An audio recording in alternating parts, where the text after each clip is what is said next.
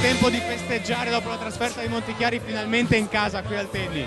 Sì, è una festa bagnata, una festa grande festa per tutti, per la città, per i tifosi, per soprattutto quelli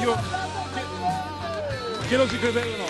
Grazie a tutti. Grazie. Grande partecipazione di tifosi nonostante il tempo, sono tutti qua a sostenere la squadra. Sì, no, sono tutte un cuore grande, era un cuore grande.